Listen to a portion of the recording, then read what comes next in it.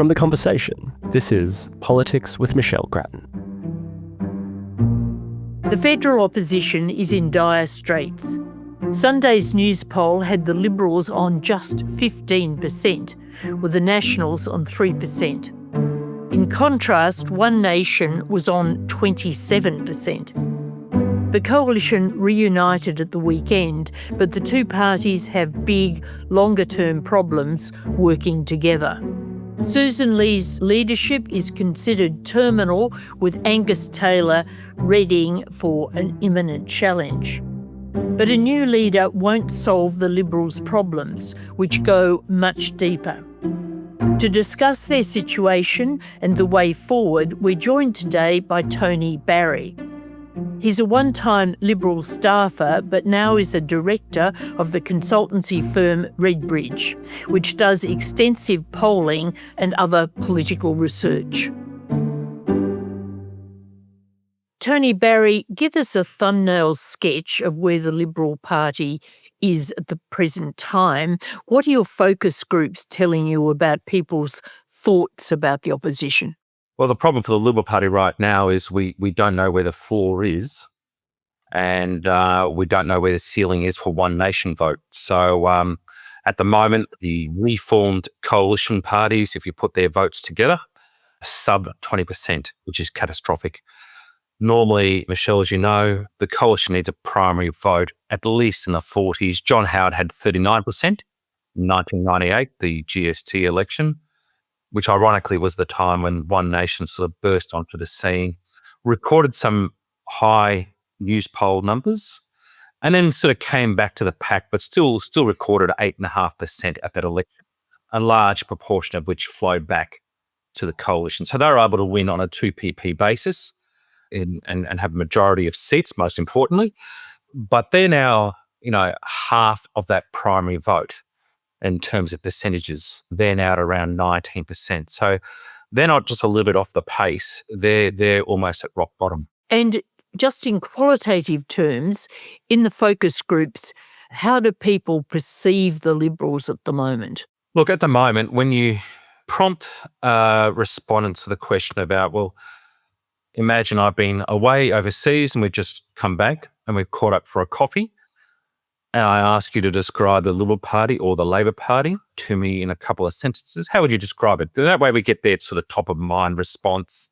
Whether it be positive, negative, where there's a theme in their responses. And look, at the moment, unfortunately for the Liberal Party, they just kind of laugh. There is substantive brand damage and they don't take the party seriously.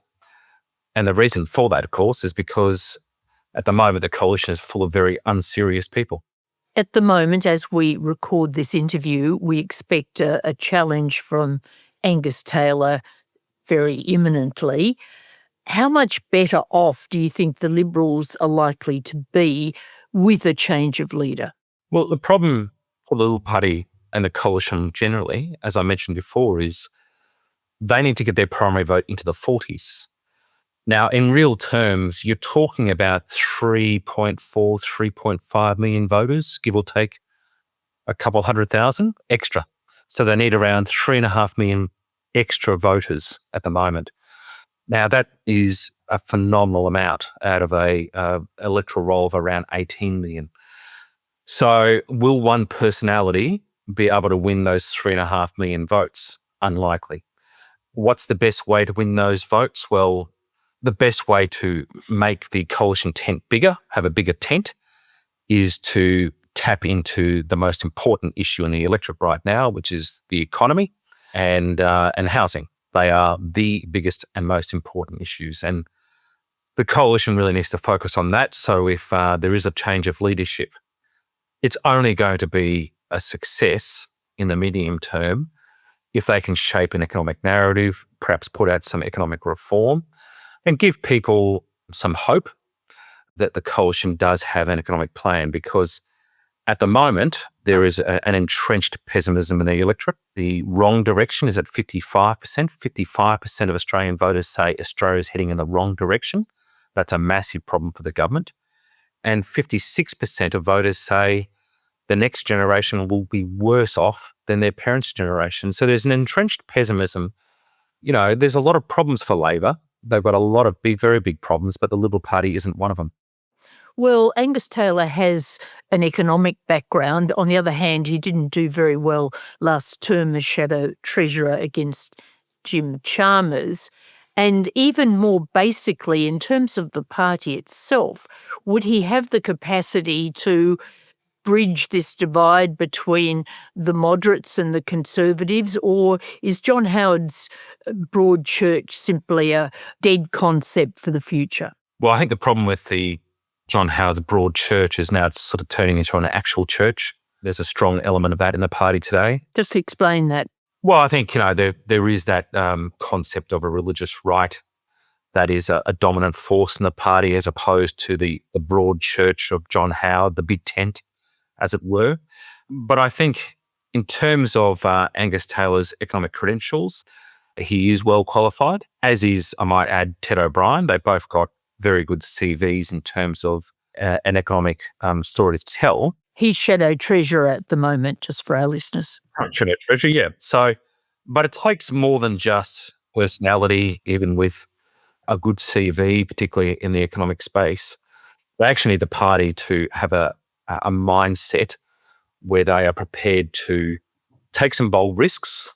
I saw an interview with John Howard with Troy Bramson before Christmas where he encouraged some bold policy development, and one suggestion he had was to increase the GST rate, but offset that revenue gain with significant income tax cuts. Because if the coalition is to appeal to that Gen Z and millennial cohort, which they need to, because at the moment they're polling catastrophically in that group, then, having a policy prescription which lets them keep more of their income so they can accumulate wealth and accumulate assets, I think is an opportunity for the coalition to increase their primary vote.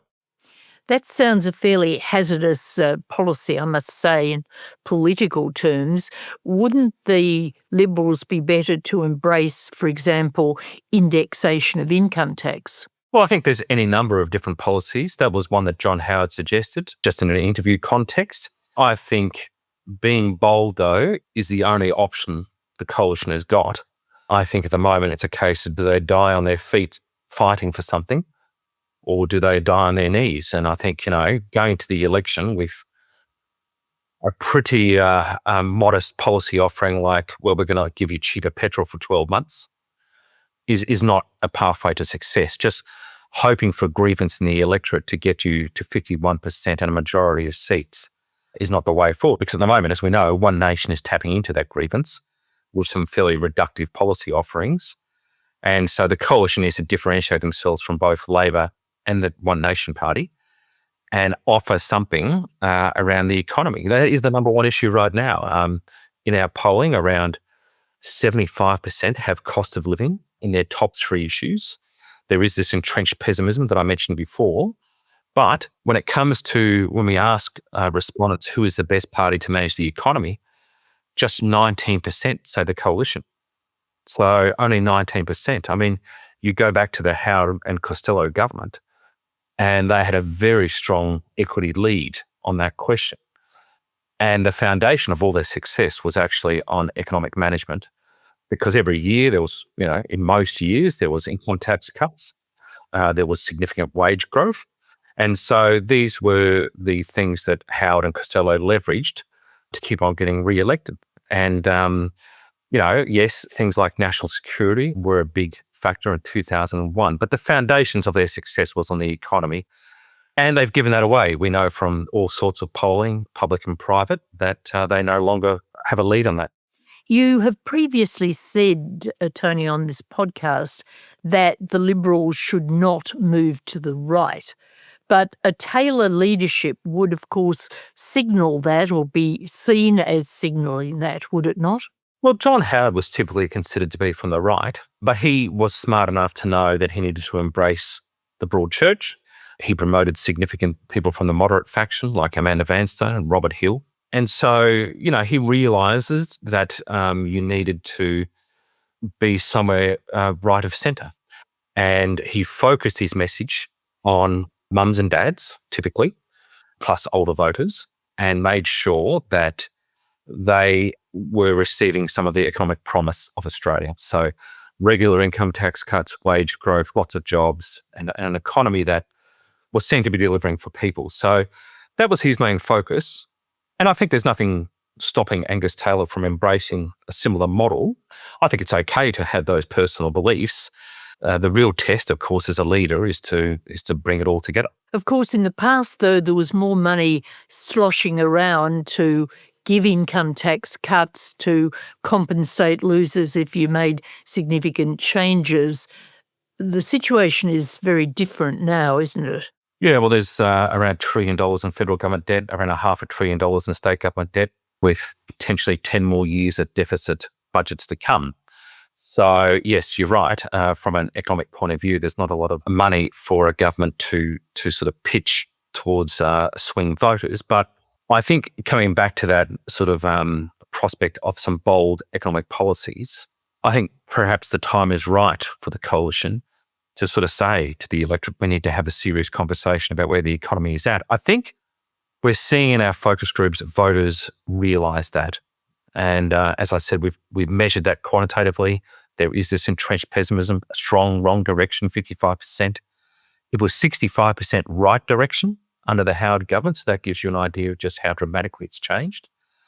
And so I think whilst it comes with enormous risk, I'm not suggesting for 1 minute that it's a slam dunk for the coalition. But I think there is an appetite in the electorate for some tough talk about where the economy is at. I think they realise that some tough decisions need to be made. It does present a large bullseye for Jim Chalmers to aim at. But at the moment, the coalition are on a hiding to nothing, just sort of hoping that a deteriorating economy will sort of drive people into their arms. There's no evidence in the data that suggests that's going to happen. While her leadership limitations have been widely canvassed, it's still a bit of a mystery that Susan Lee has failed so comprehensively to make any positive impression in the electorate. Why is this, do you think? Well, I think it's a combination of the last two election results have been catastrophic. The coalition brand has been smashed to pieces. It's lost its economic advantage that was all pre-Susan Lee. She inherited that. I don't think she's been given the clear air that she deserves as a leader to establish her bona fides as a leader, and all the public is seeing is dysfunction. And so I think that is damaging her as well. She's probably made a few missteps, as all leaders do, including the Prime Minister has made some missteps since the last election. And I think they've been a little bit overstated by some of her internal critics. But yeah, fundamentally in politics, if you can define the problem correctly, you've almost got the solution. And at the moment, the coalition have not been able to define the problem correctly. So they're chasing litmus test issues. They're looking at sort of fringe issues in the hope that that might deliver this 3.5 million extra voters that they need to find. And I think, it comes back to that sort of Howard, Tim Fisher model of internal trade-offs rather than seeking to impose litmus tests and reasons for internal difference rather than a prioritisation of common ground. Do you think that there would be any costs in the party rolling the first female leader after such a brief time? Yeah, I think that does come with, all leadership transactions come with cost. The question is there a net gain? I think, the coalition has been struggling with the female vote, younger vote, young professional women in particular, white collar, tertiary educated. So I think there is a real cost there that your likes of Tanya Plibersek, Claire O'Neill, Penny Wong will sort of line up and completely slot the Liberal Party for rolling a female leader. I think there'll be various other voices out there as well criticising that. So there is a big transactional cost here. And what the new leader, if there is one, will need to do is to very, very quickly get out of the blocks and offer something on the economic policy front that's bold to sort of fill in that vacuum in the media cycle. Just in terms of the Liberals needing to win more of the female vote, there's a lot of talk of quotas, but doesn't the problem go far beyond quotas? Yeah, well, at the moment, really the only cohort where the coalition is performing well is the boomer cohort and regional areas. At the moment, they only have 9 out of 88 urban seats as defined by the AEC. Even at state level, they're struggling in the urban seats. In Queensland, where Crisafulli is a very good political product, most of their seats were won in the regions. They only won 3 urban seats at the last election.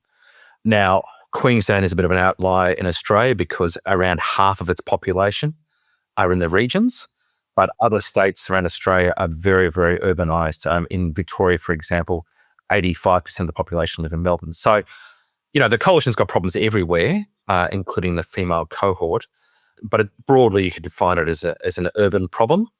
And of course, in Gen Z, they're polling at around 18% primary vote, which is cataclysmic. And in the millennial cohort, it's up around the mid-20s. So again, well off the pace where they need to be.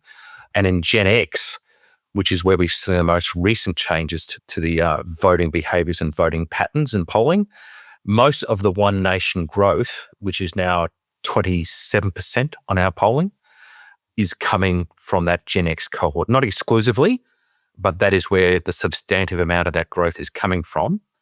And we're seeing that in our focus groups that Gen X are deeply frustrated. They've got financial challenges, particularly mums and dads have a whole series of pressures and stresses. For those people with desk jobs, they're very worried about AI and what that's going to do. And then those people with physical jobs, they're very worried about their capacity to work in these very physical jobs until the age of 65 and accumulate wealth for retirement. So they're a highly stressed cohort that the coalition is now losing as well, mostly to One Nation. And, this presents another problem for the coalition, and it's another reason why they need to get back to an economic narrative that offers that cohort hope. So, do you see this surge in One Nation as essentially driven by negatives, that the Liberal Party is not seen as acceptable to vote for these days because of its problems? And do you think it's a temporary thing, or is that now going to become baked in? There is a bit of a hostile takeover of from One Nation of the coalition vote. It's mostly come from the coalition pile. What we don't know yet, and we won't really know until the election, how much of this is protest and how much of this is power. I'm seeing enough in the focus groups to suggest that this is about empowerment of One Nation. These voters want to empower One Nation to shake things up. One of the most interesting things in our last poll, in my mind, was not so much the vote share. We asked voters which of the following statements best represents your view about the political system. Minor change, major change, it doesn't need any change, or burn it all down. 15% of voters said burn it all down. 45% of voters said a more moderate language of the system requires major change. So that gives you a mindset of where a lot of the voters are at in terms of their perceptions and assessments of the system. Amongst One Nation voters, which we had at 27%, 83% of those who said they were intending to vote for One Nation said burn it all down. So again, that gives you a real insight as to where their heads are at in terms of assessments of the system.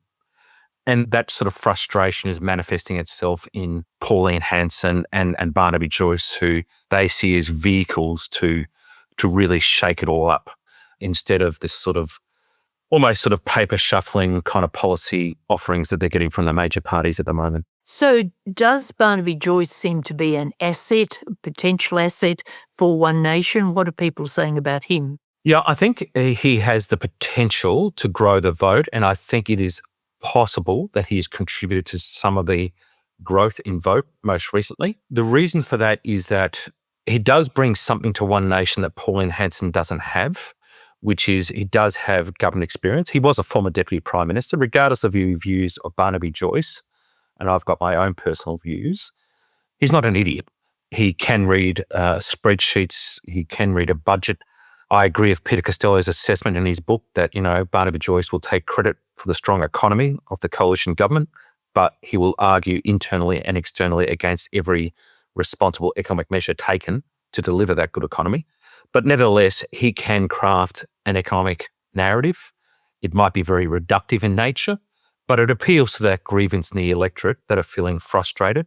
And there's a lot of anxiety out in the electorate. The three biggest issues this year in terms of the impact on the economy and politics will be interest rates, and we've already seen one interest rate rise, AI and what that does. Already voters are anxious about it and what it means for their futures. And of course, Donald Trump is the most pervasive influence on Australian political cycles since all the way with LBJ. Never before has an American president so atomized the Australian media cycle like Donald Trump has. And in that last poll that we did for the Fin Review, we asked voters an open-ended question so they can type in the answers as opposed to a laundry list of options for them to choose from. We said, what is the biggest single issue that you've heard in the media over the last week? Donald Trump came in second at 18%. Now, you go back to, say, the Howard government. I was doing focus groups then. George W. Bush was not. They absolutely knew who the president of the United States was. They were aware when he made significant decisions, whether it be the war on terror, response to September 11 and so forth. But it wasn't like he bent the media cycle literally every week like Donald Trump does. And again, that just makes it even harder for an opposition that doesn't control the microphone to be able to, sort of get a consistent, coherent message out there. Just another point on One Nation. How important a measure will be the South Australian election for their performance, their current performance? I think if they overperform, that is going to send shockwaves to Canberra. There was a poll published on the front page of the Advertiser this morning from Fox and Hedgehog that had the One Nation primary vote at 20% and the Liberal Party at 19%. So similar voting patterns to what we're seeing federally. Even if they don't really pick up many seats, polling 20% and where those preferences go is going to be very keenly looked at by major party strategists and the media, because if most of those One Nation votes flow back to the South Australian Liberal Party, are able to sort of hold all their rural seats and not lose too many urban seats, that will probably be seen as a bit of a win. But if those One Nation votes really spray, which they do tend to do, they don't typically flow back strongly like the Greens do to Labor, for example. And it's usually around the 60% region, 65% region. So everybody will be keenly watching that on election night in South Australia. Tony Barry, you've been in and then observing Liberal Party politics for a very long time. Do you believe the next Liberal Prime Minister is in the Parliament? No, I think it's quite possible. But it's going to require an internal mindset change, not just from the Liberal Party, but the coalition as a whole, where they do make the internal trade-offs that are necessary to make themselves competitive again. And at the moment, we're just seeing too many individuals who are imposing litmus tests and trying to find points for internal difference rather than that common ground. And I think, the common ground that unified the coalition in the early 90s, and John Hewson, I don't think gets enough credit for this, is an economic statement. And John Howard and Peter Costello sort of finished that project. But that kind of brought all these fragments of the coalition together and gave them something to fight for and something to talk about. So I think that's going to be critical to the coalition's future fortunes. And so I think it's less about the personality and more about the focus of the party as a whole. Tony Barry, thank you very much for your observations and insights in what is a pretty dramatic week in Liberal Party politics. That's all for today's podcast. Thank you to my producer, Ben Roper. We'll be back with another interview soon, but goodbye for now. Production by Ben Roper. Theme music by Lee Rosevere. The Conversation is a not-for-profit media organisation. Sign up to our daily newsletter for evidence-based news and analysis, including articles from Michelle Grattan, or listen to more of our shows wherever you get your podcasts. What are you going to have? Can I have 2 pieces of mullet, please, Pauline? From a fish and chip shop in regional Queensland We are in danger of being swamped by Asians. to the heart of Australian politics, this is the unlikely story of the country's most controversial minor party. Are you xenophobic? Please explain. For 30 years, One Nation and Pauline Hanson have been ridiculed, dismissed and shut out. Now, no one's laughing. One Nation continuing to surge in the polls. Dramatic surge in support for One Nation. I'm back. This is The Making of One Nation from The Conversation, and you can search for it wherever you listen to podcasts.